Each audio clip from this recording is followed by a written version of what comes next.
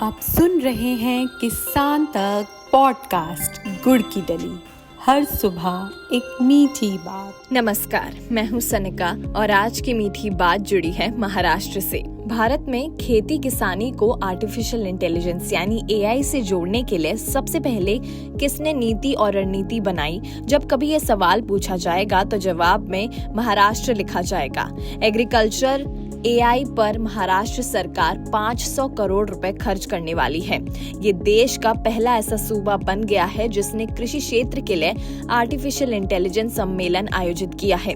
मुंबई में 2 दिन तक चलने वाले सम्मेलन में कृषि क्षेत्र के दिग्गज पहुंचे हुए हैं, जो दावा कर रहे हैं कि भारत के किसानों को खेत से लेकर बाजार तक के लिए सेंसर, एआई और खेती के डेटा से मदद मिलेगी। खेती किसानी के लिए आयोजित आर्टिफिशियल इंटेलिजेंस सम्मेलन की शुरुआत करते हुए सीएम देवेंद्र फडणवीस ने कहा कि किसानों को डिजिटल सेवाओं का आत्मविश्वास के साथ इस्तेमाल करना चाहिए। उन्होंने कहा कि आज एआई आधारित ऐप्स के माध्यम से किसान अपनी भाषा में सवाल पूछ सकते हैं और उन्हें तुरंत समाधान मिल सकता है।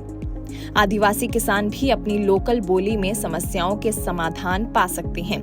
उन्होंने बताया कि कृषि एआई नीति 2025-2029 के तहत एआई इनोवेशन सेंटर के माध्यम से विश्वविद्यालयों, अनुसंधान संस्थानों और उद्योगों को एक मंच पर लाकर एक मजबूत डिजिटल इकोसिस्टम तैयार किया जा रहा है, जिससे किसानों का जीवन आसान और समृद्ध बने। मुख्यमंत्री देवेंद्र फडणवीस ने कहा कि महाराष्ट्र सिर्फ एआई तकनीक का उपयोग करने वाला राज्य नहीं बनेगा, बल्कि जिम्मेदार और असरदार तरीके से एआई अपनाने में देश का नेतृत्व करेगा। उन्होंने डिजिटल समावेशन पर जोर देते हुए बताया कि हर किसान के पास स्मार्टफोन नहीं होता, इसलिए सरकार ने कई भाषाओं और वॉइस आधारित सेवाएं शुरू की हैं, ताकि हर किसान आसानी से इसका लाभ ले सके। मुख्यमंत्री ने कहा कि महाविस्तार जैसे प्लेटफॉर्म से 30 लाख से ज्यादा किसान जुड़ चुके हैं, जिन्हें फसल, मौसम, कीट नियंत्रण, बाजार भाव से जुड़ी जरूरी जानकारी समय पर मिल रही है।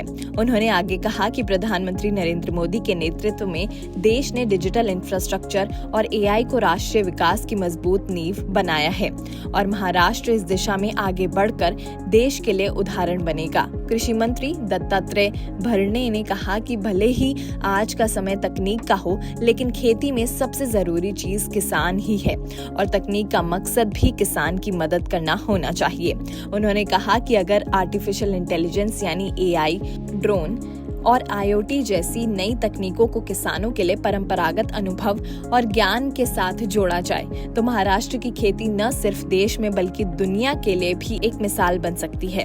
कृषि मंत्री भरणे ने बताया कि आज खेती के सामने कई बड़ी समस्याएं हैं, जैसे मौसम का बदलना, पानी की कमी, मिट्टी की खराब होती हालत, सप्लाई चेन की दिक्कतें और वैश्विक बाजार की अनिश्चितता। ऐसे हालात में एआई जैसी तकनीक किसानों के लिए एक मजबूत सहारा बन सकती है और खेती को ज्यादा सुरक्षित, आसान और फायदेमंद बना सकती है। कृषि मंत्री ने कहा कि महाराष्ट्र सरकार ने साल 2025 से 2029 तक के लिए एआई आधारित कृषि नीति लागू की है, जिससे राज्य देश में इस दिशा में पहला स्थान हासिल कर चुका है। इस नीति के तहत सरकार लगभग 500 करोड़ रुपए खर्च कर रही है।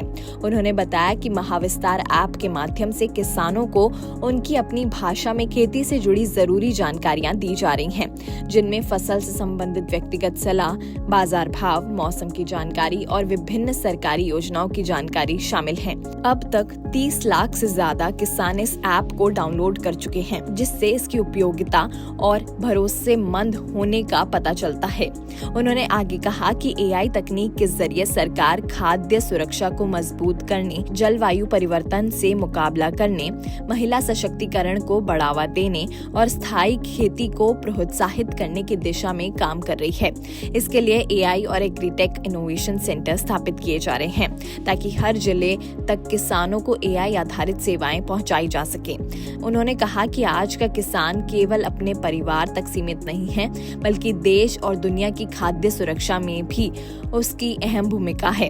एआई तकनीक के सही उपयोग से किसानों का जीवन ज्यादा सक्षम, सुरक्षित और समृद्ध बनेगा। कृषि मंत्री ने तकनीकी कंपनियों से अपील करते हुए कहा कि ऐसी तकनीक विकसित की जाए जो कम इंटरनेट पर भी काम कर सके। कई भाषाओं में हो और आवाज आधारित हो, ताकि महाराष्ट्र की वास्तविकता जरूरतों को ध्यान में रखते हुए किसानों तक इसका लाभ आसान, प्रभावी और व्यापक रूप से पहुंचाया जा सके। केंद्रीय विज्ञान और प्रौद्योगिकी राज्य मंत्री डॉक्टर जितेंद्र सिंह ने महाराष्ट्र सरकार की पहल की सराहना करते हुए कहा कि राज्य की एग्री AI पॉलिसी दूसरे राज्यों के लिए एक आदर्श मॉडल है। उन्होंने कहा कि महाराष्ट्र ने जो कदम उठाए हैं उन्हें पूरे देश में अपनाया जाना चाहिए। डॉक्टर जितेंद्र सिंह ने बताया कि भारत ने AI के क्षेत्र में तेजी से तरक्की की है और इसका असर अब साफ तौर पर खेती में दिखने लगा है।